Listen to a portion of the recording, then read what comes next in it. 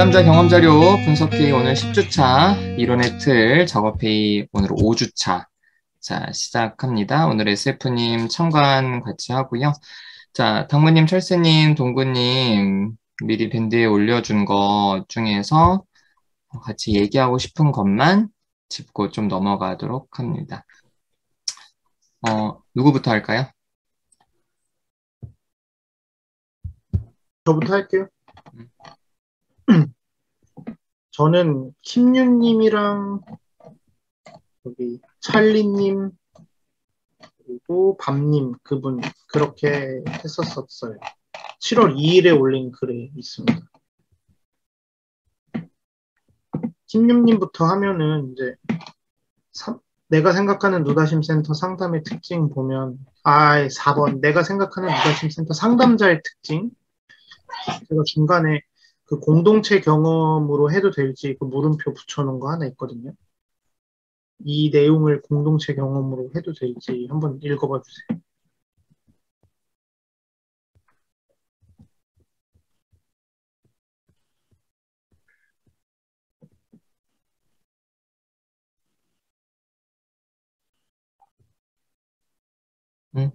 괜찮을 것 같아요. 네, 그럼 그냥 공동체 경험으로 해도 될 것 같고 김유님은 없습니다. 이제 찰리님으로 넘어가서 찰리님도 내가 생각하는 누다심 센터 상담자의 특징 4번 보면 이게 동반자 역할로 하면 될지 한번 읽어봐 주세요.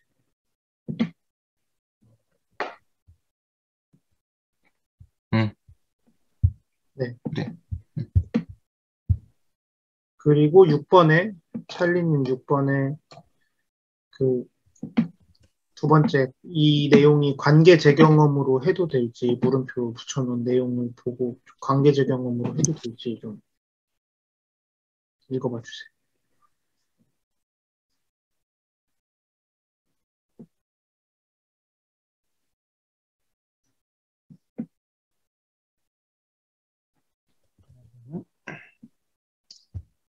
이거 약간 관리자 역할도 들어가지 않을까요?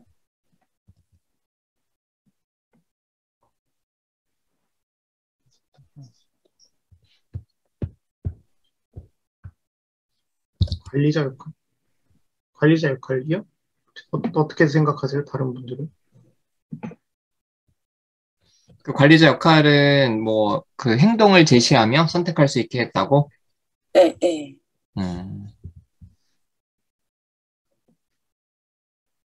아니면 비중이 직접 관계를 맺고 물어보았다는 쪽으로 줘야 될까요? 아니면 그 당무님 말한 것처럼 두 번째 그 끝에 내용 행동을 제시하고 선택할 수 있게 해줬다. 여기에 가야 될까요? 근데 여기 아예 인간적 관계를 맺었다고 했잖아. 예. 그럼 그냥 그 직접적 관계 아니면 관계적 경험을 해도 되는 거예요? 아니, 인간적 관계라는 표현이 있잖아요. 네. 그거 왜 인간적 관계로 안 했냐는 거지. 저는 뭐라고 해야지? 관계를 맺어서 이렇게 연습하는 걸 통해 관계적 경험을 한 건가? 좀 그런 생각을 했었거든요. 네. 이거 나눠서 합시다, 나눠서. 앞에 네. 거는 인간적 관계라는 표현이 있으니까. 예. 앞에 문장은 그렇게 하고, 뒤에 거는 관리자 역할을 할까요, 그럼? 관리자 역할이 좀 나을 것 같아요. 네.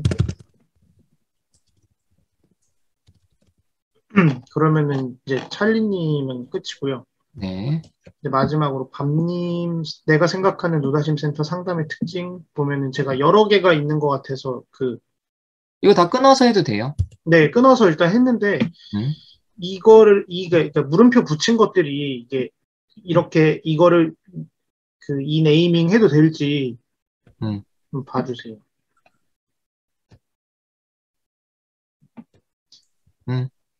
관계 중심적이고 일반적입니다. 일반적이지 않다. 이거는 차별적 접근으로 해도 될까요? 네네. 네. 그리고 네, 집단 병행도 이게 이분 집단 하시죠? 그래서 공개 집단하잖아, 감님. 네네. 그래서 이게 주변을 믿고 의지하고 이게 이 내용이 그 집단으로 생각해도 되는 거. 그래서 그럼 물음표 붙인 거거든요. 이렇게 되면 공동체 경험이지. 아, 그래요? 왜냐하면 그러니까 집단에 대한 직접적인 언급은 아니잖아. 맞아요. 그리고 그 4번의 상담자 특징에 설명을 많이 해주기도 하지만, 라고 해서 전 이걸 관리자 역할로 구분했거든요. 동반자 역할도 하면서 관리자 역할도 둘 다 포함되는 것 응? 같다고? 응. 그래도 되는 거죠. 그럼 나눠서. 그래, 나눠서 네. 합시다. 그리고 다음으로 직접적 관계, 너무 힘들고 죽고 싶다는 생각 들고 회피하고 싶어질 때 가만히 두지 않고 어떻게든 살라고 현실을 마주하라고 멱살 잡고 끌고 가는데 이거를 직접적 관계로 해도 될까요? 괜찮을까요? 응. 네. 네. 그러면은 밤님도 다 했습니다. 그 밑에 마지막 젠더 감수성 이건 뭐예요? 이거는 그냥 밤님이 아무래도 밤님이 좀 저희 센터의 자체에서도 좀 특징적이니까 그냥 여기 그냥 다 썼거든요. 그 쓴 내용을. 네. 그리고 동구님 이거 이렇게 다 네. 길게 쓰면 이거 내가 다 블로그에 다시 넣어야 되거든. 예. 그럼 앞으로 할 때는 그냥 한 문장, 두 요약해서, 문장 정도만. 아니, 요약이 아니라 예. 거기에서 핵심적인 표현만 따가지고 그렇게 좀 해주면 알겠습니다. 좋을 것 같아. 네. 오케이. 자, 그 다음. 저는 없어요. 하면서. 철수님이 누구지? 누구 했지? 저는 아이유님이랑 치즈님이랑 오케이, 수다쟁이님 오케이. 아주 짧아서 좋았어요. 네, 지난번에 뭐 보다가 우리 옛날에 인터뷰한 거 내가 잠깐 뭐 하다가 봤거든? 철새님 인터뷰 진짜 짧아. 옛날에 진상각에서 했던 인터뷰 알아? 알지. 첫 번째 인터뷰. 그래. 자, 그 다음 당무님. 네, 저 좀 있는데 음. 지금 여기에 저 진해님 맨 위에 진해님하고 하늘님, 태평님 했고요.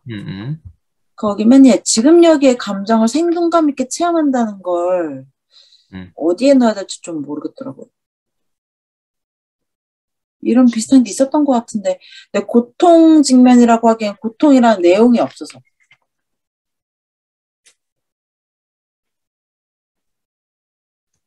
못 본 척 하자 그러면. 넘어갈까요? 뭐 지금 여기를 좀 넣고 싶어? 아니 그냥 그렇진 네. 않아요. 네, 그냥 넘어가도 될 것 같아요. 넘어가고 5번 변화 내용에 네. 그게 빠졌구나. 그 밑에 중간에 보면 일상의 회복, 관계의 회복 중에 어떤 게 더 적절한지 이게 이제 나로 존재하며 관계를 맺게 될 수 있었음이거든요. 그러니까 이게 관계의 회복 내용은 없으니까 아니, 나로 존재하며 이건 관계 회복이야. 그러니까 이거를 분석할 때 거기 내가 써놨잖아. 홀로서기. 그러니까 쉽게 말해서 그러니까 관계 회복은 내가 홀로 설 수 있어야 타인과 제대로 마주할 수 있잖아요. 그래서 이제 그런 면에서 이거를 다 같이 묶어놨던 거야. 그러니까 일상의 회복이라고 하려면 그냥 관계와 무관하게 자기가 좋아지는. 내가 좀 좋아졌다.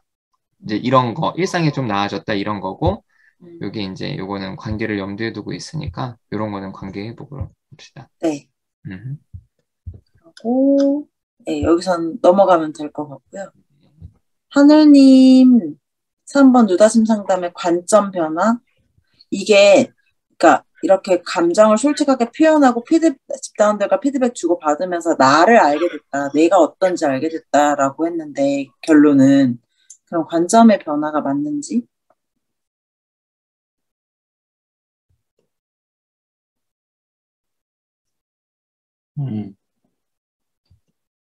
관점 변화 관점의 변화 해도 될 것 같은데. 그래. 네. 관계 재조명. 네, 내려가면 태평님으로 넘어갈게. 네. 태평님에서 4번 누단심 상담자에서 사람 대 사람으로 만난다는 게 이분 되게 짧게 쓰셔가지고 이거는 우리 상담자 역할, 동반자 역할, 관리자 역할, 이거는 4번에 넣는 거거든요. 상담자 특징. 그러니까 이거는 동반자 역할로 넣는 거지. 동반자 역할. 그리고 밑에 5번 변화 내용에서 네. 증상의 완화도 맞고 일상의 회복도 맞는 것 같아가지고 불안이 줄어들면 증상의 완화. 그럼 일상회복 빼고요. 네네. 일상회복은 그러니까 이거는 이제 계속 이 불안에 포커스가 맞춰졌잖아. 그래서 불안이 좀 조절이 됐다. 일상회복은 내가 더 살만해졌다. 나도 괜찮은 사람인 것 같다. 이제 요거 뭐예요? 네. 그러면 없애야지. 오케이. 자, 좋아요. 앞으로 하실 때, 네, 그냥 좀 본인들이 보고, 그냥 이제는 이거를 여러분이 좀 어쨌든 내담자들이 쓴 거를 읽어보는 거에 좀 더 포커스가 맞춰지니까 이렇게 읽고 하는 식으로 좀 하면 될 것 같아요. 자, 그러면 저희 이제 이론의 틀 작업 하기 전에 우리 그동안 나왔던 거 오늘도 제가 간단하게 다시 리마인드하고 그리고 나서 우리 같이 좀 이야기를 해볼게요. 자, 일단 상담 이론 작업을 하는 데 있어서 기본적으로 인간의 성격이 어떻게 이루어져 있느냐에 대한 이야기를 해야 돼서 우리가 이제 나왔던 얘기가 인간의 성격, 우리가 생각하는 성격은 이제 표상으로 표현할 수가 있다. 이렇게 얘기를 했고요. 그래서 크게 4가지 표상에 대한 이야기를 했어요. 자기 표상, 대상 표상, 세상 표상, 그리고 패턴 표상 이렇게 얘기를 했어요. 그러니까 자기 표상은 자기에 대한 느낌이고 대상 표상은 관계를 맺는 타자, 사람으로 국한을 시켰어요. 그리고 세상 표상은 세계관, 세상에 대한 인식인 거고 그리고 여기에서 우리가 어떤 행동들을 일관되게 가지고 가느냐 그래서 이제 패턴 표상으로 얘기를 했죠. 그래서 이제 4가지 표상에 대한 이야기를 했고 그러면서 이제 기존의 대상관계에서는 자기와 대상으로만 구분했는데 우리는 대상과 세상을 따로 이제 구분한 이유 중에 하나는 세상을 사람들이 바라보는 관점과 대인관계를 맺는 그런 어떤 부분들이 분명히 구분되는 어떤 지점들이 있어요. 그래서 이게 대상관계는 대략 지금으로부터 한 거의 60년 전에 나왔기 때문에 그때 사람들이 인식했던 세상과 지금 사람들이 인식하는 어떤 세상에 대한 느낌은 분명히 좀 다르기도 해서 우리가 또 상담에서도 사람들이 갖고 있는 어떤 세상에 대한 인식을 좀 다르게 되니까 이거를 구분하는 게 좋겠다라고 해서 구분을 했고 그리고 여기에서 우리가 맺는 어떤 상호작용 방식 우리는 패턴이라고 이야기를 했어요. 자, 그러면은 근데 세상 표상에 대한 이야기가 우리가 나왔었는데 세상 표상, 세계관, 세상은 어떤 곳이냐 그렇게 나왔던 얘기 중에 하나가 모순과 역설로 가득 차 있는 곳이다. 그래서 모순과 역설, 비합리성으로 가득 차 있어서 기본적으로 통제가 불가능하다. 이것이 사실은 고통을 유발을 하고 이런 어떤 통제 불가능한 세상에서 통제를 하려고 하면 결국에 우리는 사람을 도구화시키고 수단화시키게 된다. 이것은 더 큰 고통을 이제 일으킨다. 그래서 세상에 대한 이야기를 했고요. 그리고 패턴에 대해서도 이야기를 했는데 결국 우리가 상담에서 내담자들과 상호작용하면서 좀 변화시키려고 하는 게 그 사람들이 갖고 있는 어떤 역기능적인 패턴들을 이런 거를 바꾸려고 하는 거죠. 그래서 그런 부분에 대한 얘기가 있어요. 자, 이렇게 성격이 이렇게 있다면 이것이 이제 어떻게 형성이 되어 있느냐.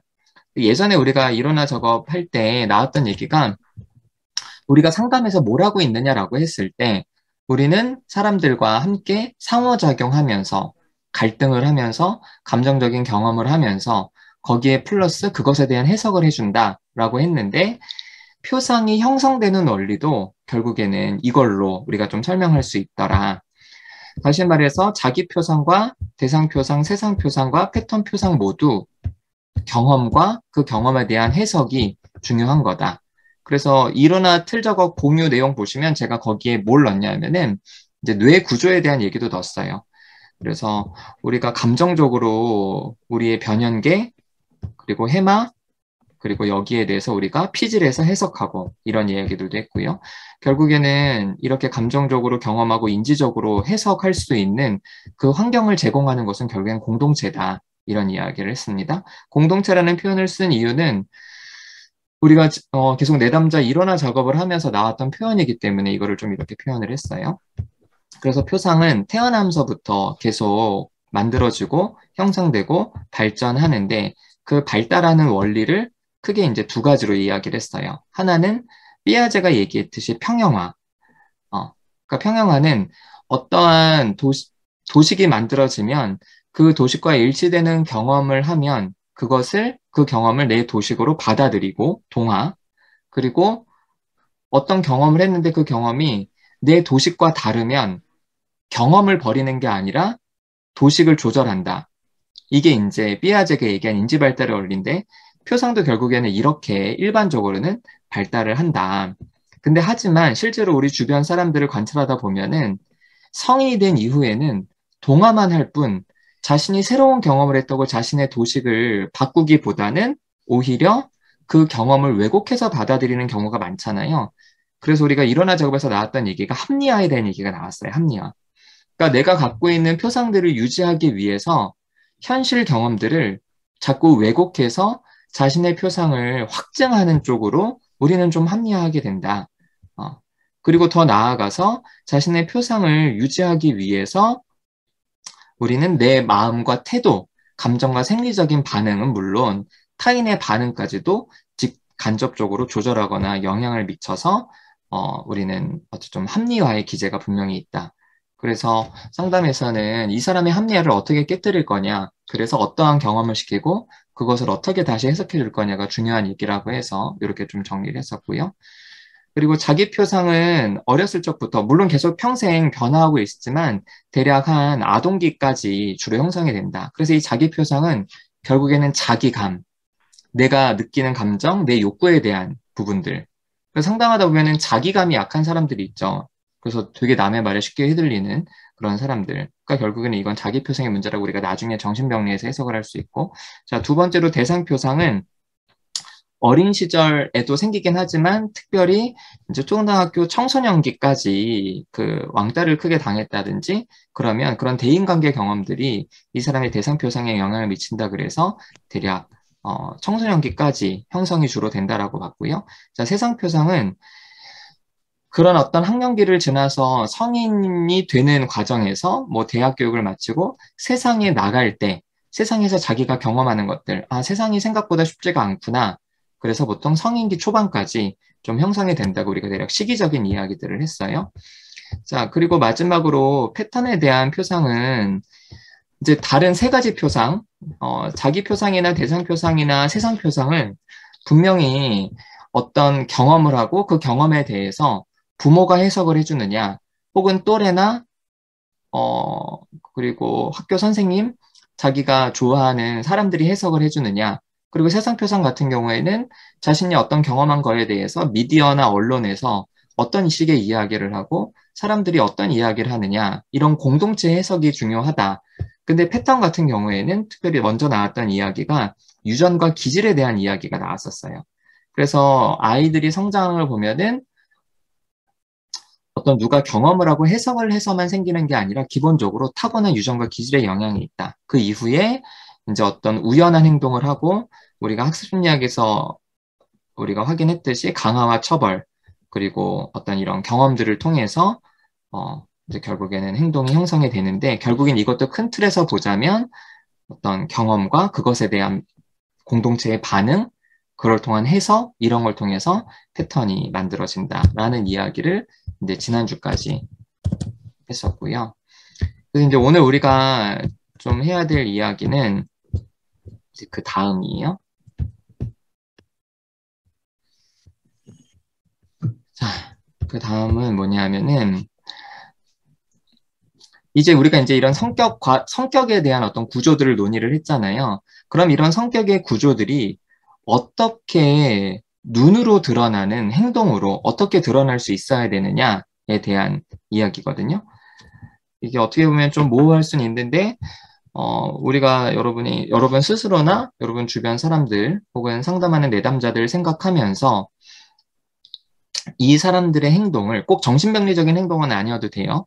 어떤 이 사람의 행동을 우리가 지금 설정한 표상으로 어떻게 해석할 수 있을지 그 이야기를 해야 돼요. 자, 그래서 성격이 어떻게 행동으로 드러나는가 그거에 대한 이야기를 해봅시다.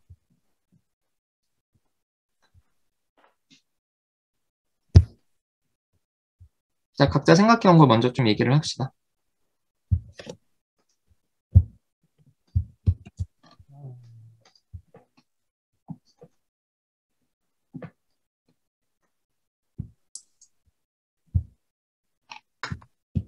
예시를 생각해 오는 거예요?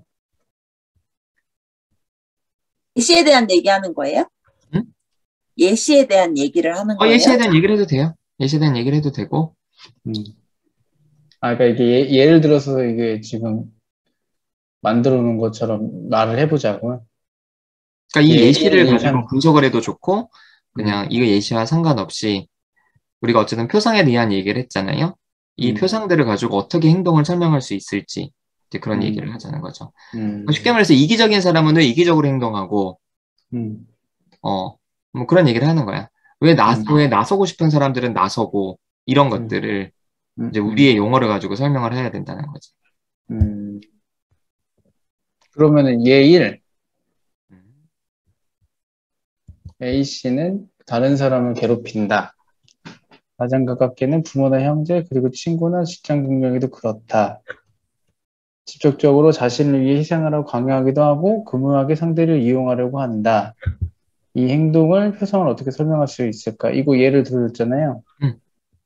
이거를 그러면은 자기 표상에서 이제 개인의 욕구와 좌절과 이제 양육자의 반응으로 자기 표상이 만들어지는데 예를 들면은 뭐 A씨의 이제 아버지가 이제 평소에 뭐 자기가 이제 이렇게 집을 잘 살게 된 건 다 자기 덕이라고 그러면서 이제 표현을 하시는데 만약에 자기가 생각이나 어긋나는 게 있으면은 그러면 이제 가족 구성원한테 이제 엄청 화를 내는 거죠. 그래서 이 사람은 이제 자기는 아버지한테도 좀 사랑받고 싶고 좀 자기 욕구도 좀 받아줬으면 하는데 저런 식의 이제 나의 표상은 그런 뭐라고 해야 되지? 잘 막혔어. 도와줘. 당무 출동. 어? 도와줘. 저는 여기서 이 사람은 개인의 욕구가 엄청, 잘 모르겠다, 씨. 근데 약간 왠지 이 A씨는 어릴 때 양육자가 이 A씨에게 그러니까 맞춰줬을 것 같아요, 양육자. 좌절을 시키기보다 오히려 좀 끌려가지 않았을까 싶거든요.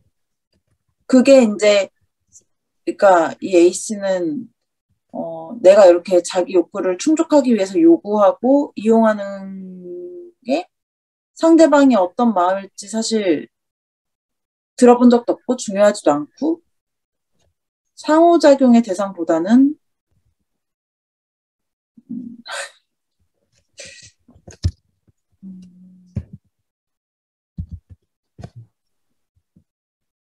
그래서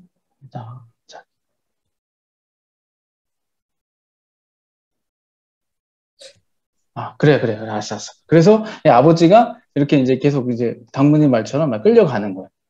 그래서 자기의 표상은 난 되게 쓸모없는 사람이구나. 이제 이런 표상을 갖고 있는데, 근데 이제 그런 표상을 갖고 있으니까 너무 괴로우니까 이제 이 또 다른 충족을 하기 위해서 이제 대상 표상을 만들어 가는데, 거기서는 이제 아버지랑 다르게 이제 되게 친절하게 사람들한테 이제 해주는 거죠. 그래서 내가 친절하게 이제 했을 때 이제 뭐 교사나 이제 내 친구들이 나를 되게 이제 사랑해주는 감정을 느끼는 거야. 그래서 나는 되게 괜찮은 사람이구나.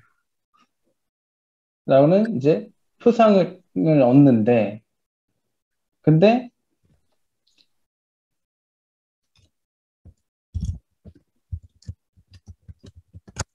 친절하다는 건 어떻게 생각이 들었어요? 여기서 난 지금 괴롭힌다 얘 1 하는 거 맞아? 철아야? 네. 그러니까 네. 아니야? 얘 1인데 얘 1은 다른 사람들을 괴롭히는 건데 친절한 사람이 좀 반전이 있나 좀 있다가? 변형됐어. 아직 안 순간 끝났어. 얘 이해하는 아직 안 끝났지? 반전을 빨리 아직 안 끝났어. 알았어. 그래서 친절하게 하는데, 근데 이제 여기 보면은 이제 A에 자기 가까운 사람한테는 이제 희생하라고 강요하기도 하고 상대방을 이용하라고 이제 하는데, 자기한테 가까운 관계에서는 이제 자기 표상이 드러나는 거지. 나는 되게 쓸모없는 사람이야. 이런 게 이제 확 감정적으로 동화되니까 나의 감정, 나는 쓸모없는 사람이 아닌 거를 확인받기 위해서 가까운 관계에서는 계속 나한테 이제 이런 걸 너 보여줘, 해줘. 이런 식으로 표현을 막 가는 거죠. 그래서 그러니까 세상 표상과 지금 대상 표상을 구별한 거지. 그냥 하나하나 그냥 표상을 만들어서 얘기하고 있어. 자기 표상, 대상 표상, 세상 표상. 그 이제 세상 표상에는 얘가 친절한 식으로 자신을 방어하면서 세상을 대하는데, 자기가 실제 가지고 있는 대상에 관한 거는 그런 식으로 관계 패턴 그렇게 이해해 볼 수도 있지. 그렇지. 근데 이걸 얘기할 때 다 자기 표상, 대상 표상, 세상 표상, 행동 패턴을 가지고 다 설명을 해야 되나? 아니, 그거를 뭐 꼭 다 가져가진 않아도 되고, 일단 해보고 좀 정리를 해보자. 근데 저는 이거 패턴 제가 얘기한 거잖아요.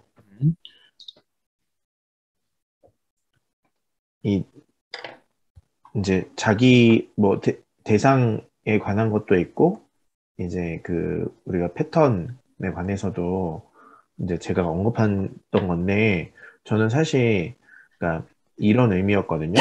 그러니까 패턴이 대상에 우선한다라고 저는 생각을 했어요.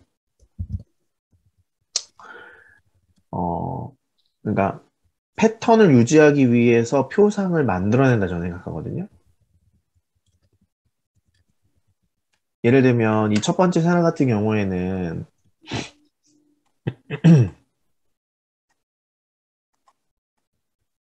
그러니까 뭐 쉽게 얘기하면 의존적인 거잖아요. A씨는. 패턴으로 보자면 이제 의존적인 성향을 보이는 건데,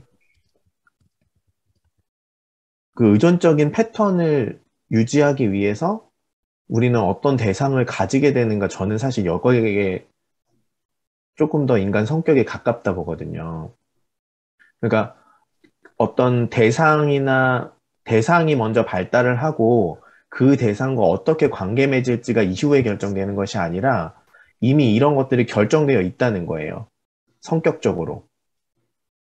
그래서 보통 기존의 이론들은 뭐 자기 대상이나 타인에 대한 대상이 순차적으로 발달하고 그 이후에 그것들이 어떻게 환경을 통해서 상호작용하면서 만들어지는가로 생각을 하는데, 제가 얘기했던 패턴은 먼저 발달했다고 그게 이후에 발달한 거에 영향을 미치는 게 아니라 이미 예정돼 있다는 거예요.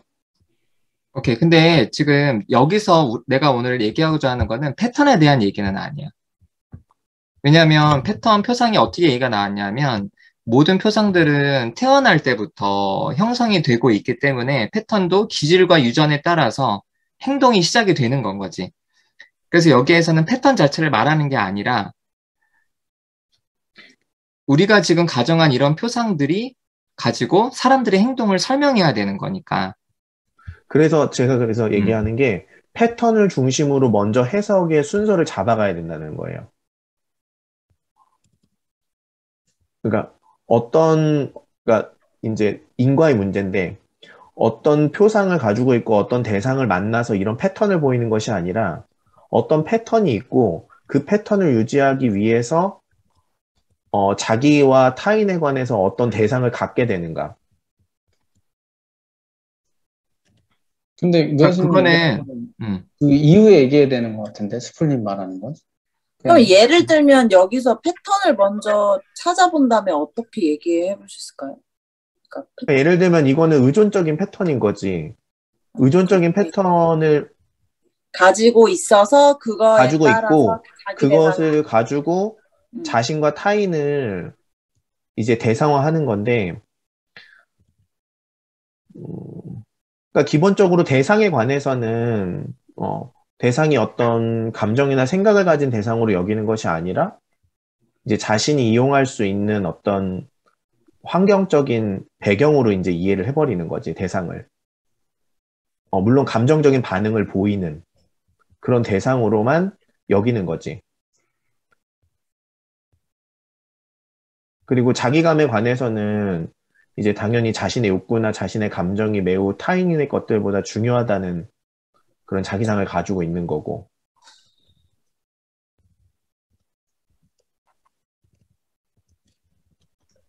패턴을 먼저 해서 해석을 하자. 그러니까 이제 되게 이거를, 어렵다. 아니, 이해할 때는, 당연히 이해할 때 우리가 사람을 분석할 때도 이 사람의 행동 패턴을 보고 이걸 가지고, 아, 이 사람은 자기 표상이 어떻고 대상 표상이 어떻구나라고 이제 그렇게 해석을 하잖아. 그치? 그래서 이거는 발생의 문제는 아니고, 이거는 해석의 문제고, 발생은 뭐 A씨가 아예 자기 표상이 없는 사람은 아닌 거지. 그래서 이거를 발생의 문제가 아니라 해석의 문제로 순서를 얘기를 하면은 하수 이야기가 충분히 납득이 되고, 그러면 그렇다면 이 사람에게 있어서는 이런 의존적인 행동 패턴, 행동 성향이 있는데, 그럼 이 사람의 자기 표상이나 대상 표상이나 세상 표상은 과연 어떤 것일 거냐? 이렇게 좀 얘기를 좀 해봐야겠지.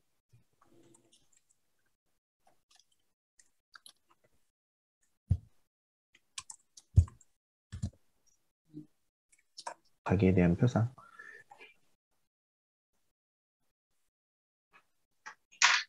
아니, 다 각자 상담하잖아. 상담할 때 어떻게 아, 얘기를 그러니까 일단은 아니, 그러니까 의존적 패턴을 갖고 있다 얘기하고 다시 보니까 이 사람이 그 자기 표상이 나는 보호받아야 돼. 나는 누군가가 나를 보호해줘야 돼. 뭔가 해줘야 돼. 라고 생각하는 것 같네요.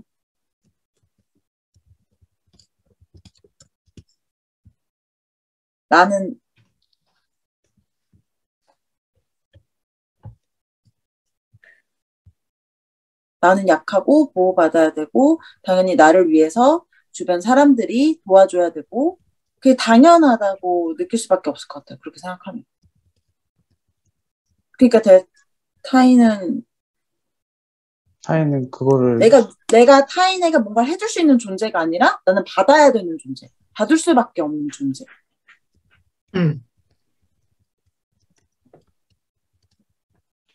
그럼 대상 표상이나 세상 표상도 얘기해봐. 아니, 이게 똑같은 상담할 거 때 아니야, 그럼?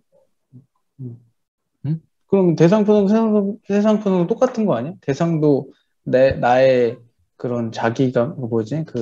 나는 도움을 받아야 돼. 그러니까 다른 사람들은 그냥 도구인 거지. 나의 이런 도움을 주기 위한 도구지. 도구. 그리고 나를 위해 존재하고 그치. 대상 표상은. 그리고 세상은 위험하고 음. 불안한 곳이고. 그리고 그러니까 세상은 생존에 거의 나 자신의 생존에 직결되는 것 같은데. 그래서 괴롭히는 것 같은데.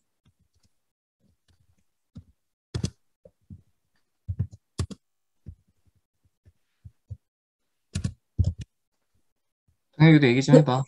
만약에 그러니까 뭐 대상 표상에 대해서 뭐 부모와의 관계를 가정해 보자면, 그러니까 부모도 좀 자식을 양육하거나 할 때, 양육했을 때, 그 자식의 니즈를 이렇게 잘 충족시켜주지 못한 걸로 인해서 뭐 부모도 좀 조건적으로 부모와의 관계에서도 좀 조건적으로 사랑을 받았을 수도 있지 않을까 싶기도 하고, 너가 이렇게 하지 않으면 뭐 나도 너를 상대해주지 않을 거야. 뭐 이런 표상이 있었을 수도 있으면, 아, 내가 누군가와 뭐 관계를 맺기 위해선 나도 저 사람의 요구를 들어줘야 되고 저 사람도 나의 요구를 들어줘야 된다. 뭐 이런 표상이 생겼을 수 있을 걸 가정해 볼 수 있을 것 같고요. 뭐 그거는 탐색을 해야겠죠. 또 부모와의 관계나 뭐 연인이나 뭐 학교 학창 시절이나 이런 것들에서 그런 걸 탐색할 수 있을 것 같고, 세상에 대한 것도 약간 좀 성취? 저는 되게 이게 성취가 중요한 예시인 것 같아서, 세상에서도 너가 얻는 걸로 인해서 너가 얻는 걸로, 너가 성취하는 걸로 판단받을 수 있어. 너가 잘해야지 관심 받을 수 있어. 너가 이렇게 해야지 사람들은 너를 뭐 관심을 줄 거야 하는 좀 그런 세상 표상이 있지 않을까? 좀 그렇게 가정할 것 같아요, 저는. 만약에 내담자를 만난다. 근데 A씨에서 지금 성취 얘기를 한 거예요, 동구님이? 저도 이게 좀 저는 이렇게 음. 괴롭힌다, 그리고 자신을 위해 희생하라고 하는 것도, 그러니까 착취하는 맥락에서의 성취를 추구하는 그런 표상? 그런 모습으로도 좀 보일 수 있을 것 같거든요. 그러니까 이 사람이 진짜 좀 자기 본질적인 걸 위해 성취한다라기보다는 아까 뭐 의존적인 패턴을 추구하기 위해서 성취를 하려고 그렇게 행동하는 모습으로도 보일 것 같거든요. 아니, 그러면 의존적 패턴을 추구하기 위해서라기보다 의존적 패턴이기 때문에 나 혼자서는 성취할 수 없으니 대상을 통해서 성취하려는 거 아닐까요? 뭐 그렇게 볼 수도 있고요. 근데 여기서 성취라는 그 표현을 쓴 이유가 뭐라고? 저는 착취적인 모습을, 그러니까 성취하는 걸로 스스로 합리화한다고 해야 되나? 나의 성취를 위해 타인을 착취한다. 근데 그 모습만 보면은 의존적인 패턴이 착취로 나타나지만 본인은 그거를 성취하는 걸로 합리화할 수 있지 않나, 좀 그런 게 표현한 거거든요. 성취를 저는. 그러면은 성취라는 욕구가 누구나 있는데 이 사람은 그러니까 그게 좌절되니까 그걸 보상받기 위해서 타인을 착취한다는 건가? 그러니까, 네. 뭐 여기서 괴롭힌다고 해서 저는 뭐 사람을 때리거나 뭐 누구를 가스라이팅 한다거나 이런 맥락보다는 뭐 제가 여기서 만약에 그렇다면 사람을 때리거나 괴롭힌다면 폭력을 쓰는 사람이면 폭력을 쓰는 사람이면요. 아마 부모님한테 맞았겠죠. 그렇지. 폭력은 되물림 되는 경우가 많아요. 부모님한테 맞아. 그래도 성취냐고 그게. 그거는 그럼 달라지죠. 그러니까 저는 이 괴롭힘을 좀 중의적으로 해석했어요. 그럼 성취를 철회하자. 착취로 표현할 수도 있죠, 또 성취가. 착취는 뭐 그러니까 저는 여기 희생을 강요하기도 하고 교모하게 이용한다고 한다가 좀 내 이익을 위해서 이렇게 하는 그런 맥락에서 성취라는 단어를 붙였는데, 확실히 회사를 가더니 다 관심이 이익과 성취. 성취에 몰려있군. 그럼요. 먹고 살아야죠. 자, 일단은 B씨 한번 얘기해 봅시다. B씨. 자, 그러면은 찾아가는 과정들을 수플님이 얘기한 것처럼 일단 패턴부터 가보고 자기, 대상, 세상으로 한번 좀 해봅시다.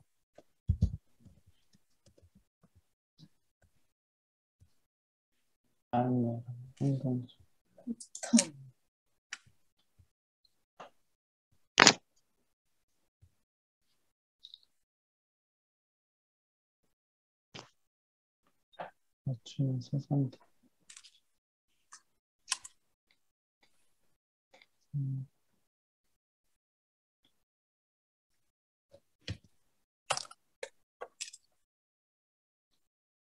이거 이렇게 얘기해도 되나? 패턴. 그러니까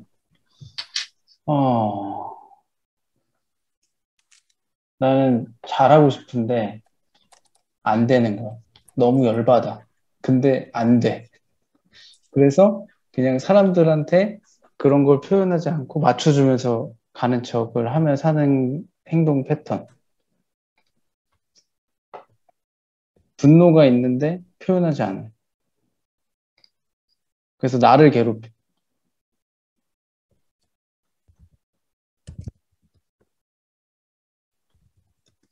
그럼 이제 그다음 자기 표상, 대상 표상. 나는 어떤 가치가 있는 사람이어야 되는 거지. 뭘 무조건 잘해야 돼. 잘하지 못하면 나는 쓸모없는 사람. 그리고 대상 표상은 혹시 나의 가치를 위해 대상들이 있는 거지. 저 사람들이 이제 내가 어떤 역할을 했을 때 그 사람들이 나를 되게 좋아해 주니까 그런 역할로만 있는 사람들인 거죠. 대상은. 도구들.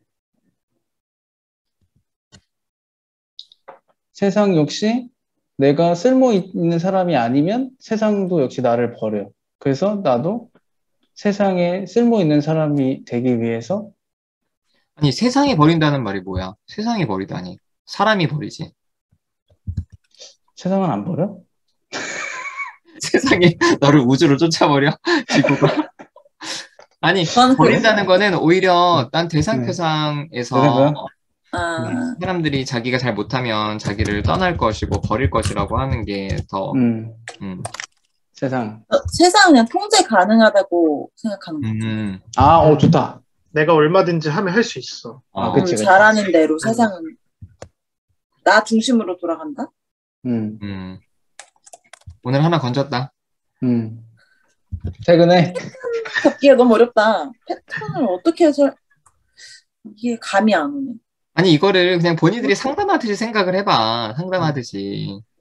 저는 이 사람 딱 진짜 주인공병 걸린 사람인데요. 주인공 패턴.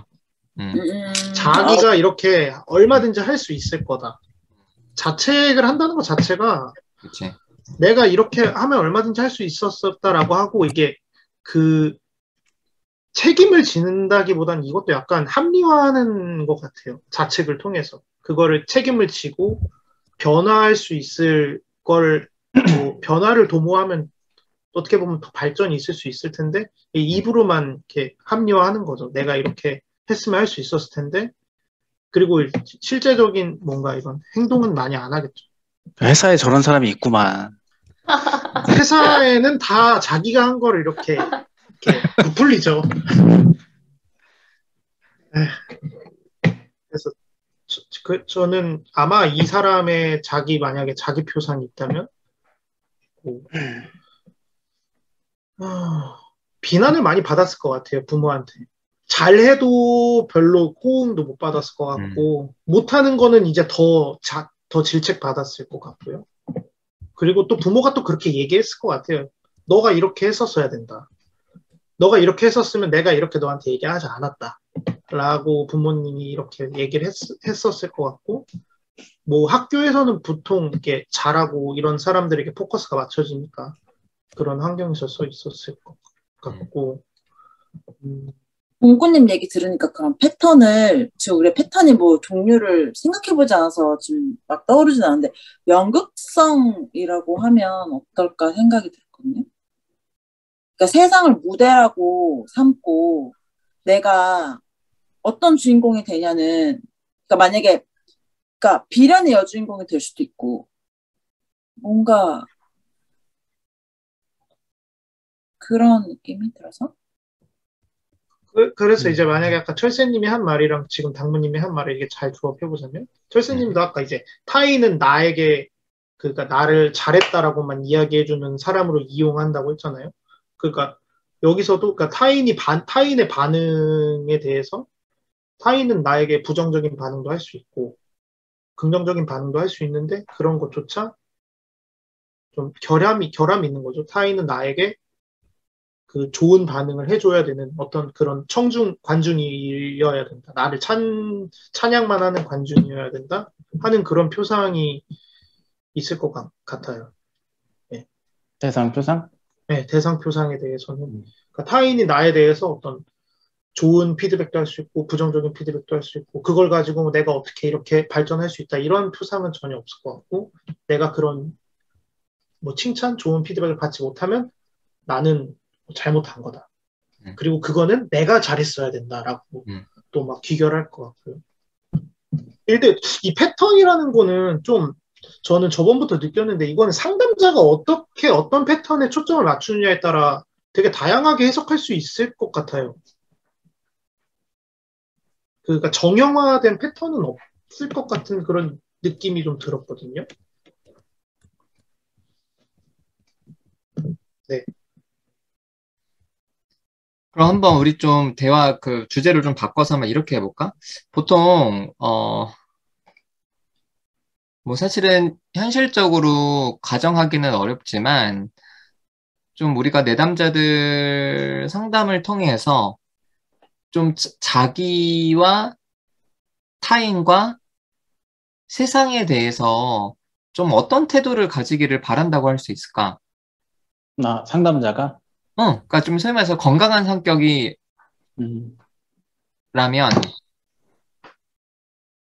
좀 당연히 개인마다 디테일은 다르겠지만 그냥 일반적으로 우리가 생각하는 좀 사람들에게 얘기하는 것의 방향성? 뭐 어떤 성격이 좀 건강한 성격일까? 정상적인? 이 표상의 관점에서 얘기를 한다면 자기를 어떻게 인식하기를 바라고 타인을 어떻게 인식하기를 바라고 세상이 어떤 곳이라고 생각하길 바라고 거기에서 어떻게 행동하기를 바랄까? 자기는 아무것도 안 해도 나는 충분히 사랑받는 사람이다. 대상은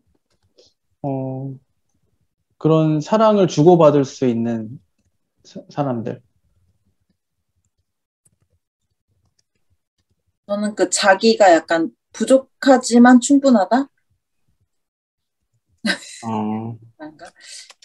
왜 부족해? 부족한 게 어디 있어? 부족하지. 저도 그래서 그러니까 타인은 또 내가 부족하니, 그러니까 이거 다 똑같나?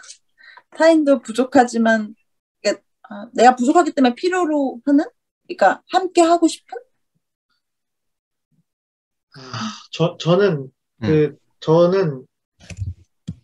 저도 그거를 되게 고민을 많이 하고 진짜 딜레마에도 빠졌었었는데, 그러니까 사랑받아 마땅하지만 저도 약간 양면적인 걸 둘 다 부각하는 게 좋을 것 같아요. 이제는. 예전에는 너는 그 있는 그대로 존중받아야 되는 존재가 맞지만 사실 안 그렇잖아요. 우리 현실이. 그래서 저는 그 두 개를 같이 이야기해주면서 타인에 대해서 그래서 너가 갖고 있는 어떤 그 관점들, 어떻게 보면 지나칠 수 있는, 극단적일 수 있는, 편협할 수 있는 관점들도 그래, 그렇게 가질 수 있지만 타인도 너랑 비슷하다. 그래서 무슨 얘기 하려고 했지? 아니면 아까 딜레마에 빠졌다며. 그러니까 저는 건강한 성격에 대해서 되게 그걸 나도 어떻게 건강한 성격을 가질 수 있게 상담할까 했는데 저는 그걸 버렸어요. 그래서 그러면은 이거 불가능하다. 그냥 내담자를 생각해봐. 내담자한테 뭐라고 이야기를 해? 그냥 문제 갖고 살려고 해요. 그럼 해결할 수 없다. 그럼 너 자신 인정해라. 그럼 그거를 표현을 해봐. 그거를 표상의 관점에서. 이거를. 너 스스로 사랑해라. 그러니까 자기 수용이겠지, 그게. 이 사랑이라는 게 완벽하다는 게 아니라. 그치, 있는 그대로 그냥 받아들이는 거죠. 그쵸? 근데 동구님 표상은 그거 같은데? 뭐요? 아니, 뭐라고 해야 되나? 그냥 사랑 개풀 그냥 살면 된다. 이게 그냥 그거 같은데? 저 내일 출근하고, 그냥 살자. 출근하고, 그냥 돈 벌어서. 근데, 그래, 그냥 살면 되는데, 동구님이 관계에 대한 얘기를 안 하진 않잖아. 그쵸.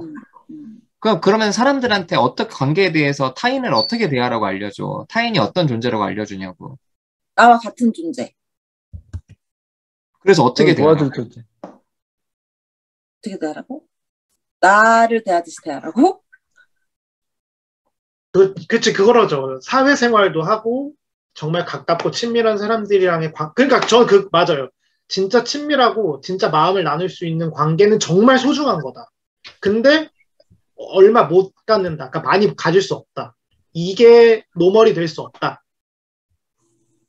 이 관계, 몇몇 없는 이 관계는 그냥 몇몇 없는 거다. 이게 노멀이 돼서, 이게 막 너의 삶에 막 가득해지고, 이건 아니다. 예, 오케이, 좋아. 그거는 세상에 대한 이야기야. 세상에 대한 이야기랑 가까워요. 그치? 그거는 우리가 살고 있는 세상 자체가 그런 한계가 있다는 걸 얘기해 주는 거니까 세상에 대해서는 본인이 좀 한계에 대한 이야기를 한다는 거잖아. 대인 그러면은- 관계에 대해서도 한계가 있지 않아요? 아니, 저 그러니까 사람에 그러면은 대해서? 예. 애인에 대해서 뭐라고 알려줘? 저 부모에 대해서. 사람에게 그렇게 바라지 말자. 그러니까 왜? 아니, 너가 원하는 만큼 채워줄 수 있는 그 원하는 만큼 채워줄 수 있다가 라는 게 저는 너무 말도 안 되는 가정? 그러니까 그 사람이 원하는 만큼을 누군가가 채워줄 수 있다라는 게 저는 그게 가능해요? 아니 알겠어. 가능하다고 나는 안 했고. 네. 저는 그게 안 되는 거구나를 많이 느껴요. 이거는 할 수 없구나. 근데 이제 동구님이 상담하는 걸 옆에서 봤을 때 유치했을 때 네. 자기 표상은 어. 너로서 존재해도 괜찮다. 너 있는 자신 그대로 괜찮다. 충분하다. 있는 그대로 네. 충분하다. 그리고 이제 대상 표상은 나는 항상 네 옆에 있을 거다. 언제든 나한테 얘기해라. 제가요? 음. 그래요. 그것도 그쵸. 좀 같은 맥락인데 음. 내 자신을 좀 있는 그대로 받아들이고 긍정하자 거기에다가 좀 추가해서 자기 목소리를 냈으면 좋겠다라고 생각하거든요. 그래. 그 얘기를 하고 싶었어요. 자기 목소리. 네, 목소리 내니까 좋네요.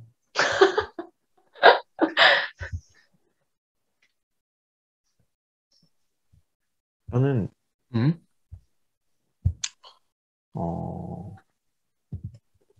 그러니까 보통 이제 우리가 자기감이나 타인에 관해서 이제 이야기를 할 때 지금도 이제 계속 이제 그 논의가 계속 되고 있는 부분이 우리가 어떤 상태, 어떤 존재인가? 어떤 상태인가? 그러니까 뭐라고 얘기해야 되지 이거를? 그러니까 무엇으로 생각하는 경우가 많아요. 무엇? 그러니까 예를 들면 자기감이란 무엇인가? 그러니까 타인이란 무엇인가? 이렇게 생각하는 경우가 많은데 저는 제가 이제 내담자들한테 궁극적으로 같이 이제 소통하고 싶은 건 그 무엇에 대한 것보다는 그러니까 뭐가 될까요? 전체적으로 우리가 어떤 존재인가? 이것에 관해서 이야기하고 싶은 마음이 크거든요. 그러니까 너는 어떤 사람이고 나는 어떤 사람이고 이거는 사실 부차적인 것이고 우리가 어떤 존재인가 예를 들자면 이거예요. 자기감이든 자기든 대상이든 간에 우리는 그것을 필요로 하는 존재라는 걸 일단 알아야 되는 거. 그리고 자기나 대상 같은 경우에는 충분히 어느 순간 어느 맥락에서 네이밍이 가능하다는 거. 그러니까 이거는 사실 거짓말이라는 거예요. 다만 이 거짓말이 우리한테는 필요하다는 거야. 그리고 그 거짓말에는 세상이 영향을 많이 미치고 있다는 것. 그것을 아는 거를 저는 기대하거든요.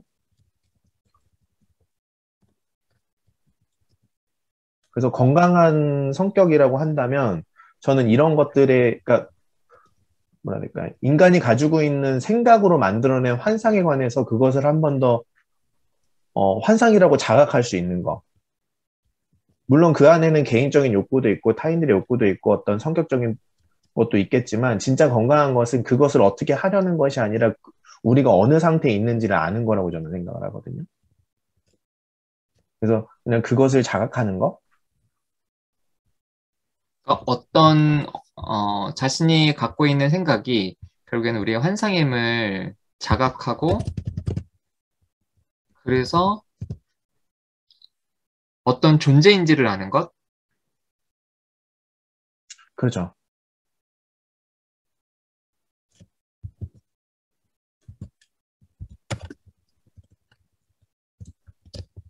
그럼 어떤 존재, 거야? 어떤 어떤 존재임을, 존재가 뭐야? 음, 그 존재를 그러니까 알면 어떻게 아까 돼? 예를 든 게 이제 그런 거죠. 우리는 자기라는 것과 대상이라는 것이 있다면 그 자기는 뭐고 대상은 뭐냐 이거보다는 우리한테는 자기도 필요하고 대상도 필요하다는 걸 아는 거. 아는 존재? 이게 필요하다, 나에게는. 필요하다. 그러니까 자기를 알고 대상을 아는 걸 본질이라고 생각 안 해도 된다? 뭐 그런 맥락인 거예요. 그쵸. 보통 이제 야 내가 어떤지 막 너가 어떤지 이거에 되게 치우쳐질 수 있는데 그거를 좀 이렇게 멀찌감치라고 해야 되나? 그런 걸 볼 수 있는 뭐 그런 이야기인 거예요. 그런 거죠. 그러면 이제 만약에 그렇게 됐어. 그럼 그 다음에는 내담자가 어떻게 살기를 기대해, 수풀은? 그 모든 것이 수단이라는 걸 이해하는 거예요. 그래서 모든 것이 수단임을 그러니까 이해해서. 그게 그래서 아까 그 패턴이라는 얘기가 나온 거예요. 그러니까 사실 행동적으로 드러나는 것에서 우리는 원인을 찾으려고 많이 노력을 하지만 이제 궁극적으로는 그 패턴을 유지하기 위해 다 만들어낸 거라는 거지. 그래서 그 패턴을 알았어. 그리고 그거를 내가 깰 수 있으면 그럼 그 다음에는 그러니까 패턴을 깨야 되는 거예요, 수프님? 아니, 저는 그렇게 생각하진 않아요. 그냥 수단으로서 그냥 수단으로. 그러니까 예를 들면 우리는 어떤 감정이 있으면 그 감정에 관해서 물론 행동이 필요하긴 하지만 그걸 해소할 수 있는 행동이 필요하긴 하지만 그러니까 어떤 그 감정에 관해서 그게 굉장히 리얼하다고 느끼거든요. 그 상태가 특히 이제 자신의 감정에 관해서는 특히 이제 그렇게 해서 무언가를 해소하기 위한 이제 행동을 하게 되는 경우들이 많이 있는데 이제 어느 정도 이런 것에 관한 자각이 된다. 이 감정도 내가 어떤 이제 패턴을 하기 위한 수단이라는 것에 관해서 한 번 더 떨어져서 돌아볼 수 있게 되면 뭐 다르게 행동할 수 있을지 없을지는 이제 그 다음에 선택의 문제일 수 있기는 한데 그래도 적어도 뭐라 해야 될까요? 우리가 되게 감정적으로 힘들어지는 그런 부분은 많이 해소가 될 수 있어요. 그러니까 아는 것만으로. 그죠? 아는 것만으로도. 그러면 필요하다는 걸 알고 인정하면 거기에 대해서 좀 유연하게 생각하거나 행동할 수 있다는 그런 의미. 적어도 일단은 자기를 부정하진 않을 수 있고요. 자기 감정이나 생각에 관해서 판단하지 않게 될 수 있어요. 근데 나는 그 다음에 대한 얘기가 필요하다고 생각하는 거야. 예를 들어서 그러니까 내담자가 어떠한 행동을 하는데 그 사람은 자기가 자신의 감정이나 대인관계를 어쨌든 자신의 패턴을 유지하기 위해서 수단으로 써. 근데 그거를 알았어. 그럼 그 다음에는 나도 수단으로 패턴을 유지하고 있다는 거를 인정하고 드러내고 타인의 그 패턴, 그러니까 타인도 수단으로 이용하는 그 패턴의 가치, 그러니까 이용당해주고 이용한다 라는 얘기 아닌가? 타인의 패턴도 그냥 수용하고 나도 적극 거기에 뭐 이용당해줄 수도 있고 아닐 수도 있고 그런 걸 주도적으로 선택한다는 얘기일까요?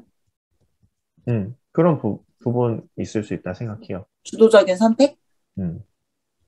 아니면 적어도 나의 한계를 인정할 수 있게 되는 상태.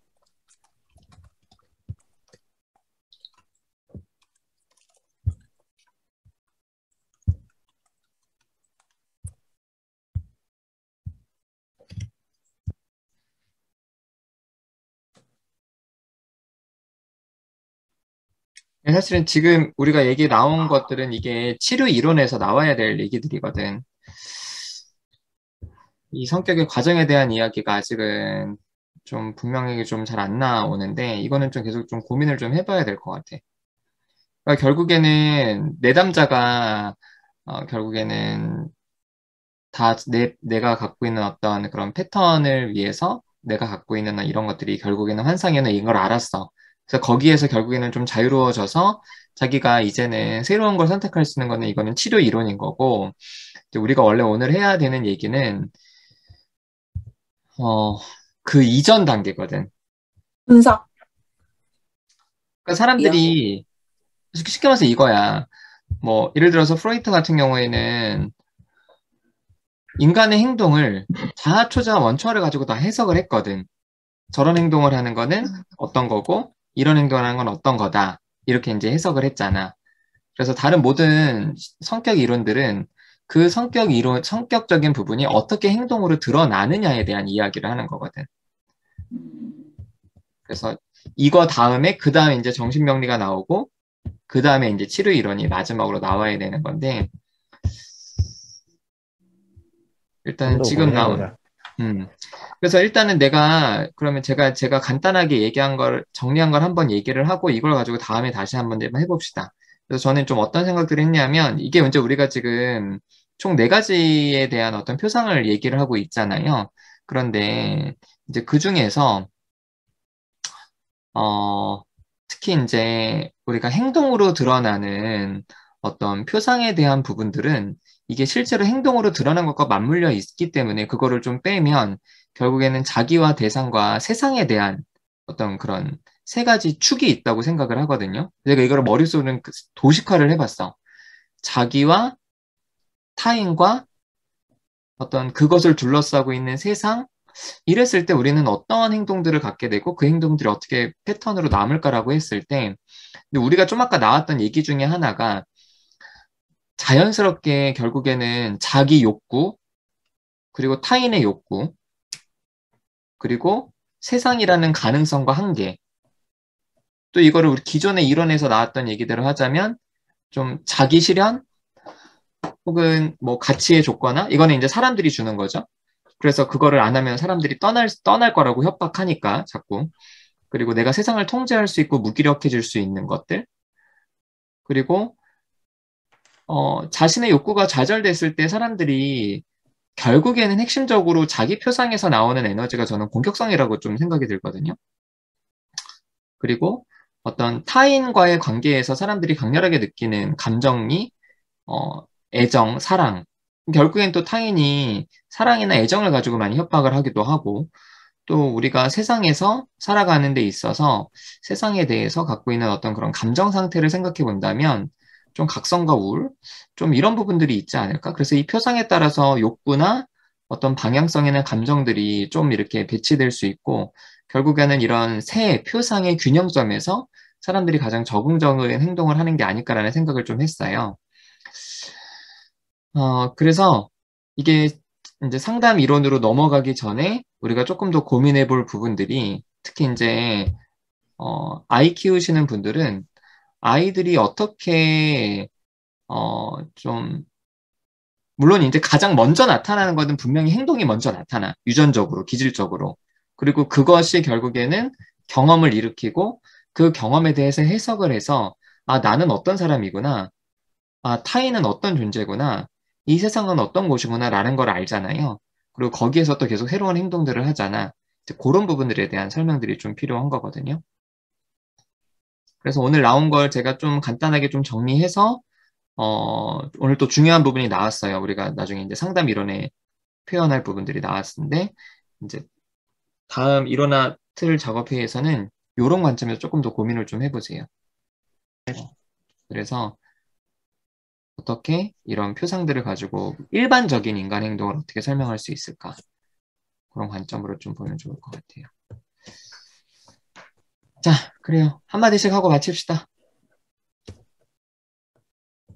그러면은 만약에 제가 제 아들이 이제 한 19개월, 18개월인데 그 행동을 만약에 제가 뭐 혼자서 이렇게 분석한다고 하면 얘가 대상 표상이 있다고 없다고 봐야 되는 거예요. 그러니까 대상 표상이 있죠. 대상 표상의 모든 표상들은 태어나면서부터 만들어져.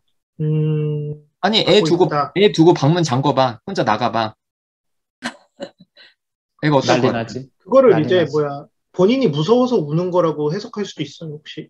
자기 표상의 위협으로. 자기 표상의 위협이 아니지. 대상이 사라졌기 때문에 두려운 거지. 근데 이제 그거를 분명하게 인식하는 시기는 나중이야. 예, 예. 아, 나중이기는 하지만 대상 표상이 만들어지는 과정인 거죠. 맞아요. 만들어지는 것 같아요. 그래서 너무 계속 게임을 애를 너무 애를 계속 게임을 방에 어려- 가둬보자. 한 20년만. 그러면 얘가 예, 대상 표상을 어떻게 갖겠어? 그럼 학회지에 실리겠죠, 제가? 아니지. 신문에 실리지. 아, 그쵸. 일단 신문 기사로. 뉴스에 나오겠죠. 아, 그래서 알겠습니다. 그냥 성인들을 생각해봐요, 성인들. 왜냐면 어. 아이들은 이런 것들이 아직 다 만들어지는 과정이어서 그렇고, 그래서 더 재밌는 것도 있는 것 같아요. 얘가 진짜 모르는 거구나, 발달되고 있구나, 이런 걸 느껴지는 지점이 있다고 해야 되나? 아무튼, 네. 그렇지. 이 표상을 가지고 아까 같은 예시들을 이렇게 조립하는 걸 많이 해봐야 될 수도 있겠네요, 저희가. 그렇죠. 맞아요. 그리고 이제 결국에는 이게 기본적인 토대가 되면, 그런데 이제 여기에서 뭐가 안 됐기 때문에 정신병리가 생기고, 그래서 어떻게 치료를 해야 되는가까지 가야 되거든요. 네. 근데 아무튼 오늘 되게 중요한 이야기들 몇 개 나왔어요. 그래. 또 다른 분들 소감 마무리하고 마칩시다.